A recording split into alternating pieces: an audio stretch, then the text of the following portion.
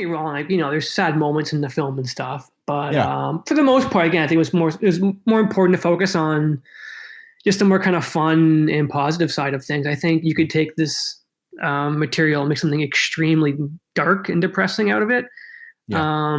But that kind of wasn't my intention. I thought that was too easy to do. You know what I mean? So I was like, oh, let's have fun with this. Let's see, just kind of give audiences a different side of, story they're probably not expecting, right? So. Oh, goody, goody, here it comes. Welcome to the Cinema Psycho Show. You are interested in the unknown, the mysterious, the unexplainable. That is why you are here. Oh my God, don't stop now! With your hosts, Brian, John, and Elaine.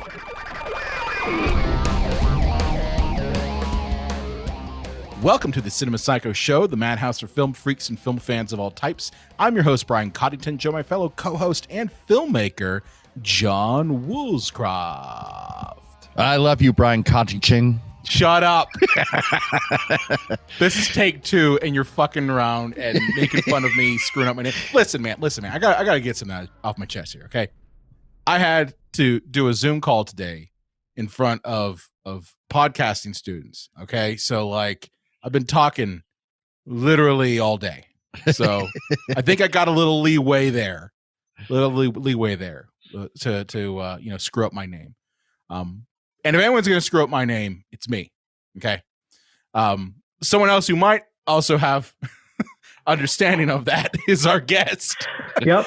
Which I'm guilty of screwing up his name, and I probably will do it again. I'm going to try real hard not to. For those of you who've been following our podcast for a while, you might know our guest because he's been on the show before. But we are on episode 264, and with us today is a blast from the past, good friend of the show, Kire Paputts. Did I fuck it up, man? No, you got it. You nailed it. Hey! Awesome! Woohoo! That's it. I'll screw up later. Yeah. No, it's all good. But Thanks for having me. No, I'm glad you're here, man. Kire reached out to us a couple weeks ago and said he's got a new movie that he's working on and asked to come on the show. I'm like, of course. Because Kire was our last guest before the world went to shit. In the before times. In the before time, the long ago's. And this was actually, I think, one of the last times we recorded in person before the pandemic started. But Kire, he had a film that we reviewed called The Last Porno Show, which was awesome. It's actually, no joke, Kire, it's one of our most viewed YouTube videos on our channel. Oh, great. I have a feeling it's not because of the review, though. Yeah. You're like, I get it. Yeah. It's because it has porno in the title and people are thinking that it's something else. Which I gotta say, if you're going on YouTube trying to find porn, I can tell you right now, it's not there. No. It's not. No, it's that weird stuff where like some like weirdo will post a clip from a porn video, like the lead up and then it ends. So it's just like an unspeakable tease. John, are you saying that you have searced YouTube looking Hey, for I've porn? fallen down a rabbit hole. Yeah. I'm not made of stone. I'm not made of stone. Something else is. Hey-o. It's that kind of show. But yeah, we wanted to catch up with Kire, see how he's doing. So Kire, how have things been going for you since we last talked? I mean, I think like everybody, like, ups and downs, but like, I was really excited just to come down to Pittsburgh to do a screening of the film before everything happened and do a few other screenings in the States and stuff. And so basically, that was kind of that. And the film is, it's now like available on Vimeo on demand for the places that'll play it. So that's that. And like everybody else, just just trying to navigate through what the last few years was. Yeah, I mean, it feels honestly like I've told my wife this all the time. Like there's a gap of time where it feels like you can look at the calendar and be like, oh yeah, this has been a long time. But at the same time, it just feels like it was a day. Like 2019 doesn't feel that long ago at all. No, it's true. It's true. And it's weird. Yeah. Very bizarre. But yeah, I mean, it's one of those things that I know we were really excited to meet you in person. I think even we were supposed to be like MCs for your screening in Pittsburgh. And I think we were even talking about it. And we're just like, oh, this is going to be awesome. And then 2 weeks later, that was it. the world shut down. Yeah. But I'm glad things have been going well for you. You mentioned you have this new movie. So this new movie, it's a documentary, right? Can you tell us a little bit about it? Yeah. So, I think I spent the first year and a half during like the early days of the pandemic, I think trying to get something going with some of my scripts, funding and trying to meet producers. And like, I just couldn't get I got like zero traction on anything. I spent about a year and a half doing that, which was like terrible. And I realized I was just getting antsy to do something, right? And I was like, okay, well, I can't get any money to make anything. What basically can I essentially do that I can shoot and kind of edit on my own? And so I realized, well, it'll probably have to be a doc. So I went down to Parkdale, which is this like great neighborhood in Toronto in the West End. And my original idea was maybe just to do like a 6 mini-part series on Parkdale as like a community. And then as I got to, meet more people and just kind of talk to people in the community, I kind of realized that it was something much larger than that. So kind of turned into a feature, and I've been working on that for like the last, year and a half, basically. Yeah. Why'd you make me have to like think and have feelings, buddy? Come on. Right? Yeah. Feelings are good. Yeah.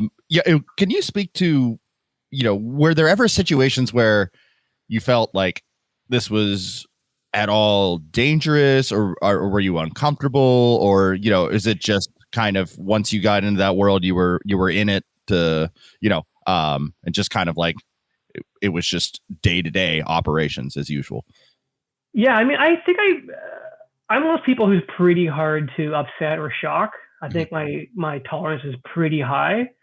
But with that said, even working on this, I mean, I definitely pushed it to my boundaries of like, and definitely my own kind of comfort level with some things I had to film.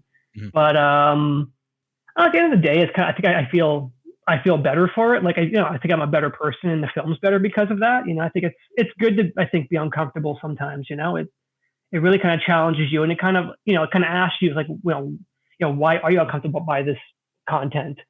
And so yes, I was one of those things where I think the more I got just deeper into it, just like the easier it became. And by the end, it's almost like, I didn't even think twice about a lot of things. For those of you for those of us who like aren't familiar with Parkdale and the subject matter, what was kind of what you were trying to capture? Was it more or less just these creatives who kind of have, their own lives that maybe people like walk by them, but there really is deeper stories to it? Can you talk a little bit about kind of who were the individuals that you picked out in this documentary? Oh, it was just people I thought were interesting. And those are people just from like all walks of life I kind of spoke to. So I should probably give a bit of maybe a synopsis for that. So I don't want to give the whole movie away. No, I'll give you a synopsis. Though. Yeah. So here we go. I'll do my best. So I followed a bunch of people who I thought were kind of going through transitional moments in their lives. Like most of us kind of were anyways with the pandemic, but these people like in other ways they were going through transitions. And I just basically spent time on the street, just walking around, talking to people. As soon as you kind of meet someone, they know someone who knows someone. It's kind of like one of those things too, right? Yeah. Where I was introduced to other people along the way.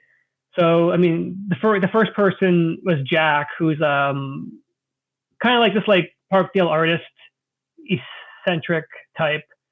And then there is Ron and Phil, who are two panhandlers who hang outside the LCBO, which is kind of like the government liquor store here in Ontario. And they kind of just panhandle and it's like drink and like want to make people smile. That's kind of like what their whole day is. So they were great to kind of just hang out with and chat and get to know. Another guy named Grizz, who was living in encampment in the community because he was evicted out of his apartment due to the pandemic. And then there's Kingy, who's this like fashion designer and just artist from, she's been around forever in Toronto, and she's really into like screen printing. And she also just has like the most random, she has like basically like probably the largest collection of paint by numbers in Toronto, if not Canada, if not like bigger. So yeah, I thought she was super interesting, and that kind of basically was like, let's just see, talk to people for a year and a half and see what happens, right? And yeah, that was just kind of the jumping off point.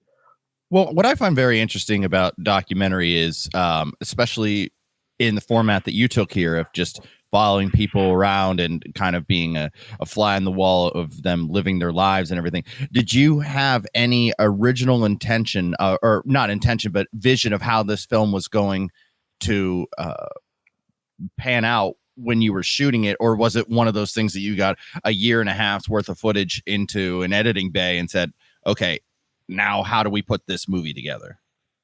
For sure. A lot of it definitely just came through the editing. I think I started editing pretty early on as well. I started editing last February.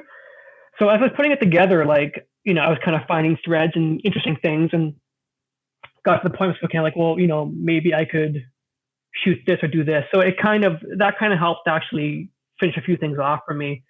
Some things happened, just naturally happened, and I had no control over. Of course, that's maybe the best part of doing doc as well. But there were definitely moments and different things where, like, as I was putting things together, I was like, okay, maybe I could go back and talk to this person about this, or kind of like incorporate this more. And again, the film totally changed. I mean, it was supposed to be, I thought it was going to be like, a short doc series, and then next thing I know, it's like this one feature film. So even that was a bit different for me to kind of get my head around, and how I was going to like now make it like a one, like one piece as opposed to like six. So I think for me, the major thread I found early on was kind of focusing on what makes these people happy. Mm-hmm. That for me was like the biggest like theme is just kind of doing what makes you happy, and being okay with that. And the idea that everybody's idea of personal happiness is different for each person, right? And so that's just what it is. So, and I think once I figured that out, it was kind of became a lot of fun. Actually, had to kind of just sit there and just like try to find the best moments of these people that I spoke to. I mean, that's the one thing I can tell is every person in this is absolutely living their best life. I mean, every person in there is genuinely happy, even though like outside looking in, what we would consider happy might be different than what they do. For sure. But you can see on their faces, even with the one character who is kind of living in the encampment. Yeah. They're not looking like they're miserable at all. No, for sure. I mean, don't get me wrong. Like, there's sad moments in the film and stuff, but for the most part, again, I think it was more important to focus on just the more kind of fun and positive side of things. I think you could take this material and make something extremely dark and depressing out of it. Yeah. But that kind of wasn't my intention. I thought that was too easy to do. You know what I mean? So I was like, oh, let's have fun with this. Let's see, just kind of give audiences a different side of, story they're probably not expecting. Right. So. Right. Well, and then without giving anything away, I do think we need to at least tell the audience that this is some of this is like challenging. Some of this is a little bit difficult, to watch, like I said, in a good way. Right. So I don't know if you wanted to speak to, some of the more intense natures of this film. Yeah, it's weird. I mean, again, because like at this point, I'm like, it doesn't even faze me anymore. I'm kind of like, oh, I guess that could, people might get kind of thrown off by that. I mean, it's funny, like even just trying to finish this film, like I'm trying to find a colorist, and I approached this one guy, and I sent him a cut of the film, and I wanted to get a quote, and I followed up, and I was like, hey man, like what's going on? He's like, oh, sorry, I can't quote you on this project because I don't want to relive these moments. I was like, oh, really? Oh, like, wow. Yeah, so he was like that disturbed by it. I was like, really? I was like, oh, okay. But I didn't find any of this disturbing. Right. I mean, but people do. It's unfortunate. Well, the thing is like you had told me in the email, you're like, hey, don't watch this with your kids. Yeah, I was like, don't. Make sure the kids are in the room. I'm like, yeah, the guy who made the Last Porno Show really is going to give me a movie with children in that's good for the children. Yeah, I'm like, no. With that said, though, I mean, I have a kids script I'd love to make someday. You do? 100%, man. Yeah. You know, I couldn't. No. See, you're like that independent voice in film that like Disney would try to gobble up for a Marvel movie. Yes. And then you would look at like the rest of your IMDb and they'd be like, what? Yeah. What is this? He's doing Thor 8. Yeah. Right. Yeah. No, I have tons of ideas out of just already. It's just, I don't know, sometimes like with this project, like, you know, it kind of found me. I didn't really find it, you know, and it's kind of like one of those things where like, I'm also a firm believer in like, once you're making a film or doing whatever, like you got to be all in, you know, especially with like docs. I mean, you know, I feel like if I didn't do certain things, it wouldn't give justice to the people that I spoke to in the time that they gave me, you know, kind of, you know, to kind of like sugarcoat it, do this and that. So, yeah, you know, it's just depending. Again, I think it's a project by project thing, but yeah, I mean, I have tons of ideas that aren't crazy, but funding. Yeah, you know. Talk to me about funding. So one, you've done a number of films up to this point, you know, and I think you even told me like, yeah, you know, you would think being in TIFF would be enough, but it's not. So what has your experience been with just trying to get funding for not only this project, but also just your other projects? What has that been like? Yeah, I mean, it basically non-existent. So it's interesting. I don't know. I mean, it's I guess what I'm doing is a bit more niche than other things, but I don't know. It's one of those weird things where it's like I think just a lot of what I'm doing just doesn't really jive with a lot of what's happening, at least in Canada, funding wise. So it's also one of those things where it's kind of like you know, I mean, as someone who doesn't, you know, like 95% of the content being created in Canada, I then can't you don't be like surprised. superhero movies? Yeah, right. But then you know, I can't turn around and then, you know, be surprised that people making that content aren't interested in working with me and what I want to do, right? So it's one of those things, right? So I think for me, it's just I got to find that right kind of producing partner who I think A, knows what they're doing, and then B, right, you know, yeah, I can kind of wants to take more of a chance and kind of believes in what I'm doing. It's just haven't found that person. You know, I haven't found that person. So I'm looking still. If anyone's listening, if you're listening, hit me up. You seriously should hit up Kire because he's extremely talented. And you know, just watching both this new film, which no one else is allowed to see, not yet. And again, just having seen Last Porno Show, seeing what you can do, you know, I get where you're coming from, that you have a voice, you want to get it out there, but it's just it's not superheroes. No, but it's not mainstream. But it's funny because I mean, there's so much of a push now for, you know, more diversity and more inclusion, which is great, right? Yeah. But then like you give them that, you know, here's some diversity, here's some inclusion, and it's just like maybe not the kind they want, if that makes any sense. You know what I mean? Oh yeah, it's not the kind you can put on a cereal box. Right. Although that'd be pretty interesting though, wouldn't it? Have candy. I would say Last Pornos. I was gonna say, if you put candy on the cereal box. Right? Just having her dunk her face full of milk all over her, you know. God. I mean, there's something there. I think someone would buy that. I don't know. Yeah. But I get what you're saying. It's almost like we want different, but not too different. Yeah. And not too uncomfortable and not too like, and the thing is like the people that you've highlighted in this film, they're people that you will see in any major city. Like you've picked out ones that are specifically in Toronto, but I mean, I've met people like that, that are eclectic, that are different, and I've never met anyone like Candy. Right. But I'm just saying in general, like I'm friends with people that mainstream would consider weird, right, and bizarre. And they would not be featured on the cereal box. But the truth is like those are people that are everywhere. And I think what you're trying to do with this documentary is good because you are shining a light on these people who never get that. No, for sure. And I think the idea of like even like Parkdale, like the film for me, it's not about Parkdale. It just happens to happen in Parkdale, right? But I think you could find a Parkdale in any major city in North America, you know, which is kind of like probably better for marketing too than trying to market this small, you know, community in Toronto that no one's even heard of. So, but I mean, yeah, I'm sure like in Pittsburgh, right? There's probably it's probably a Parkdale somewhere. We got a couple Parkdales. Yeah, right. Wait, John, you work in Lawrenceville. That's kind of like a Parkdale, isn't it? It can be. Yeah. It can be. Yeah. You know. Depends on what end. Yeah. What end of Lawrenceville? If you're on the further end, like towards one of the bridges, not where John works. John works on the hipster side. Mm. But yeah, like that's how Pittsburgh is. It's like we're literally cut apart into neighborhoods. And like then even that, like it's smaller divisions even within the neighborhood. Like I live in Beachview, which is our Hispanic area, and you even like see differences in if you're on the north end of Beachview, that's different from the south end of Beachview. It's very compartmentalized. Yeah.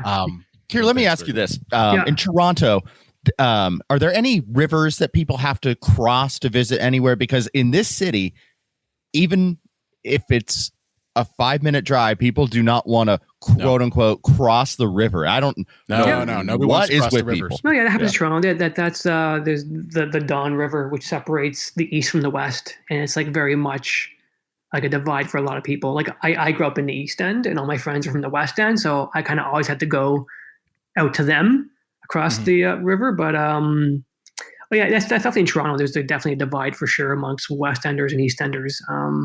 Absolutely. Yeah.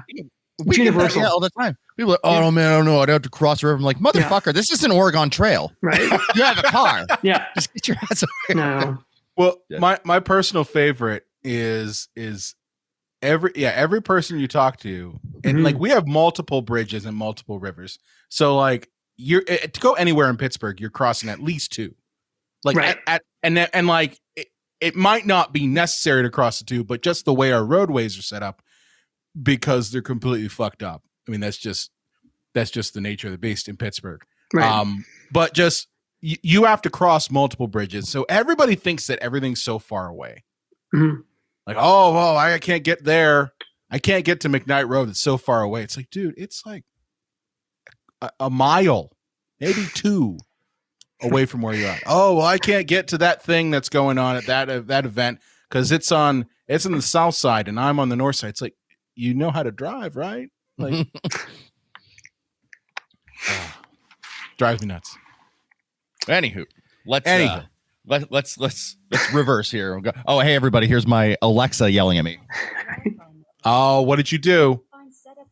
Well, it's because I can't get it to connect since I moved, and it just randomly yells at me and tells me it doesn't work because Amazon's probably pissed off that it can't listen to, things I want to buy. It wants to know what you want to buy, John. Yeah. So it randomly yells at me while I'm recording a podcast. Thanks. The last thing it heard you say you wanted to buy was one of those like real dolls.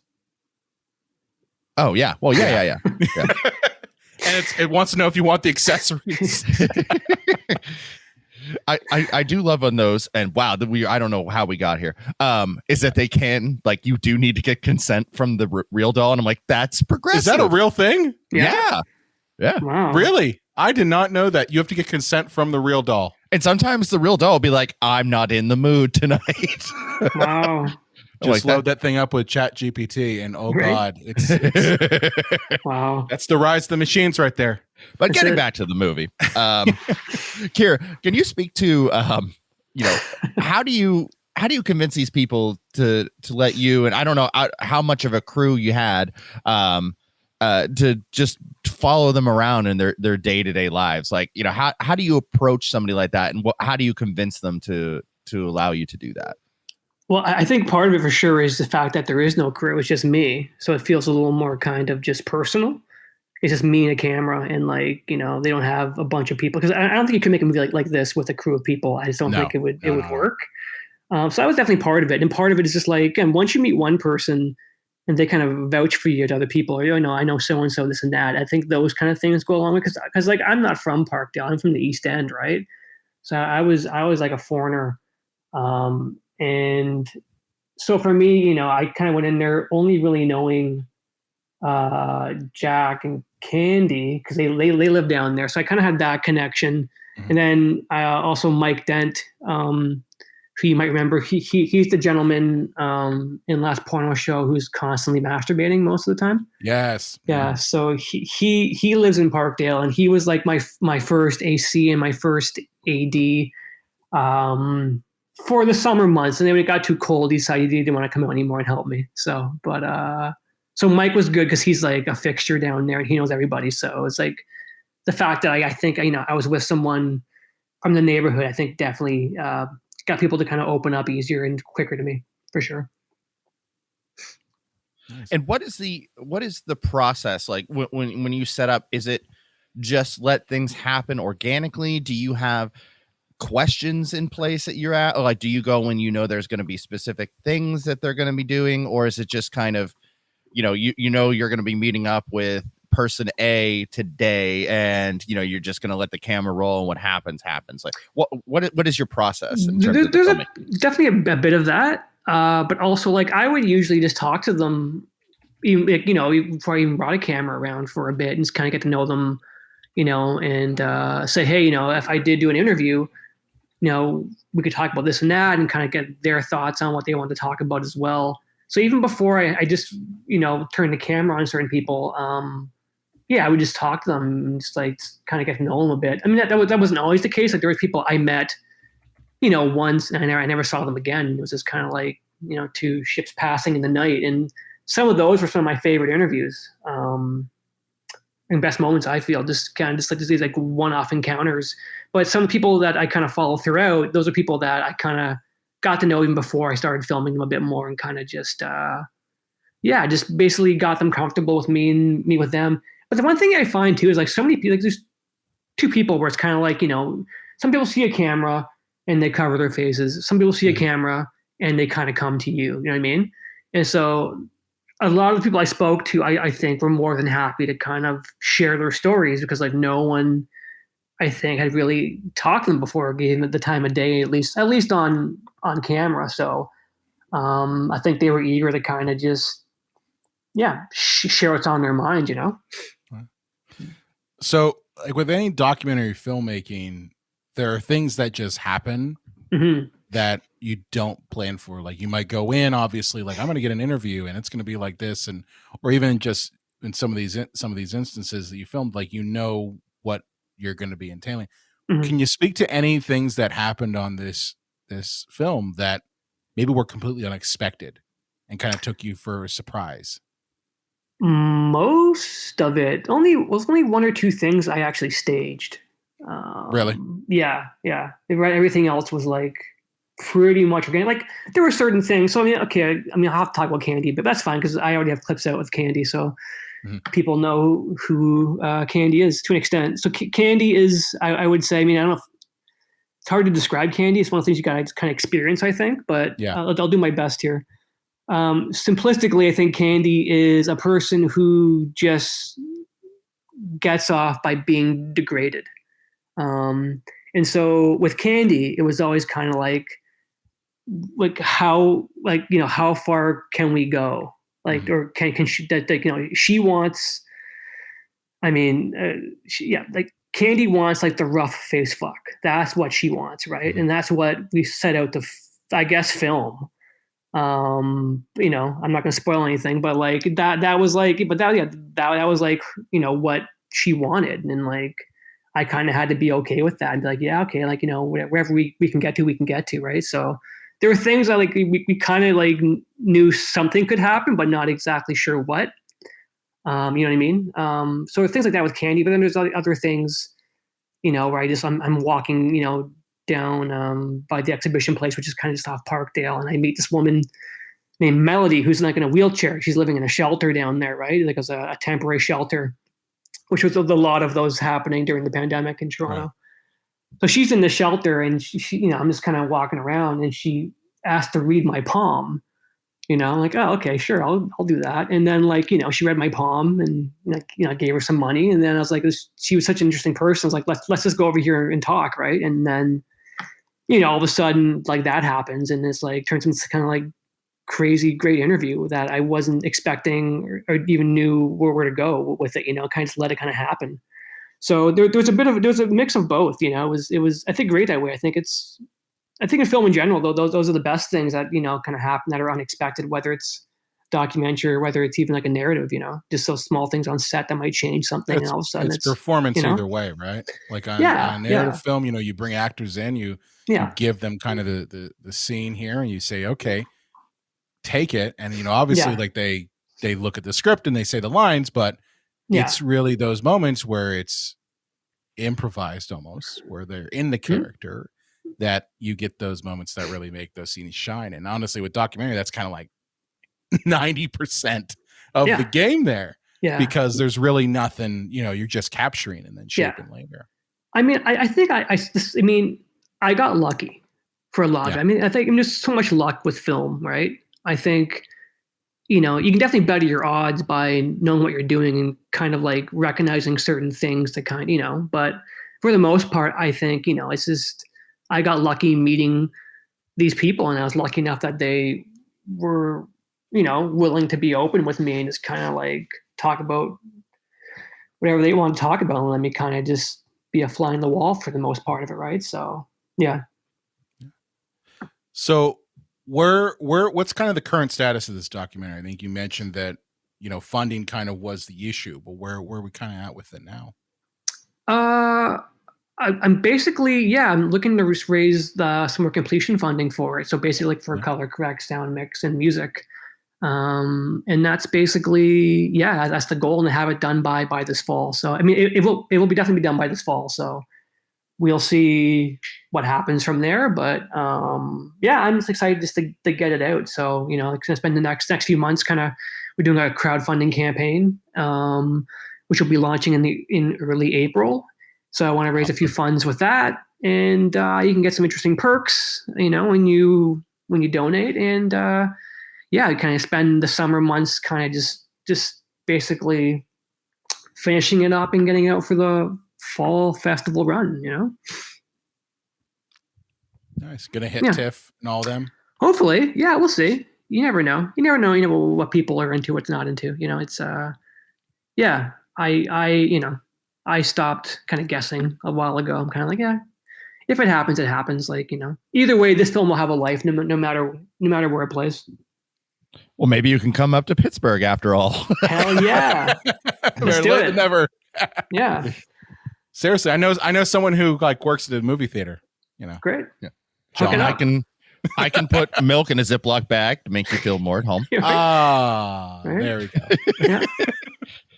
That'd be awesome. Yeah.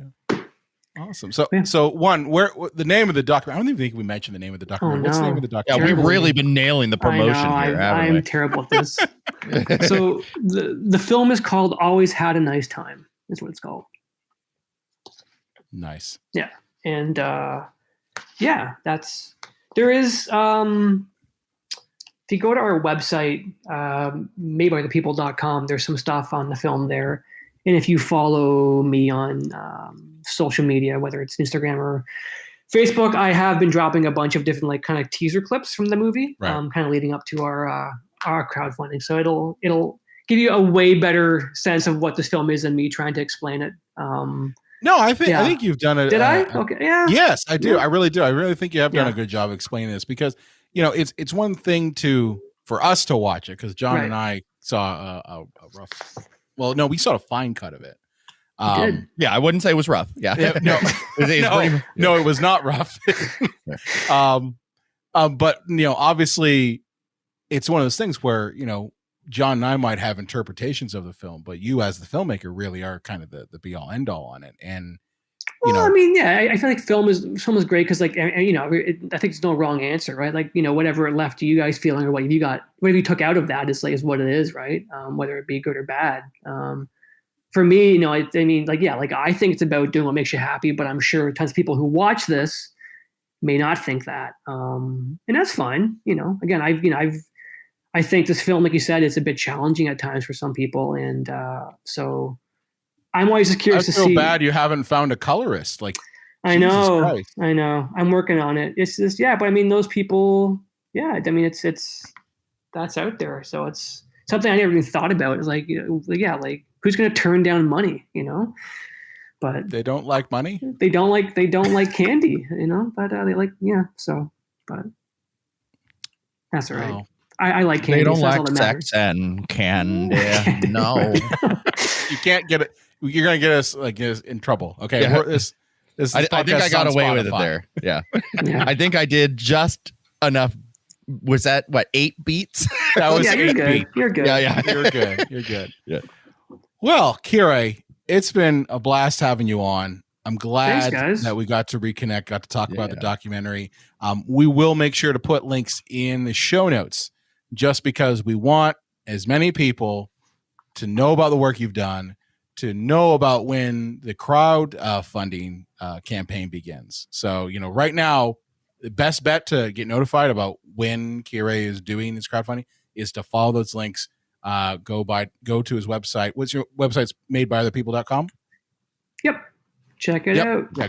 Check it out. Check him out on social and definitely support this because, as Kire said, there's movies that clearly don't fit in the box. And I think for those of us who have gotten tired of the same superhero shit day in and day out, not to say that we hate superheroes. We clearly that's about 70% of our back catalog. But every once in a while you want something different and you want something new and you want something fresh. And I think what the films you've made, Kire, fall into that bracket of being new and fresh and different. And I think those only get made, but those only get made when we support them. So it's true. It's true. Support them. Yeah. And I want to say for anybody, for a guy who has a last name that people are terrified of, myself, do check the show notes. Don't, that way you don't have to worry about, oh God, how the hell do I spell his last name? Check the show notes, and that way you can find everything you want about this film, but also the man's back catalog. And if you are a professional colorist and you want a payday and you're affordable, hit the man up. Hit me up. Right? Hit him up. Awesome. Thanks, guys. No problem. Thank you. So, with it said, John, where can they find you at on the internets? Let's see. The Face Twitter and Instabook.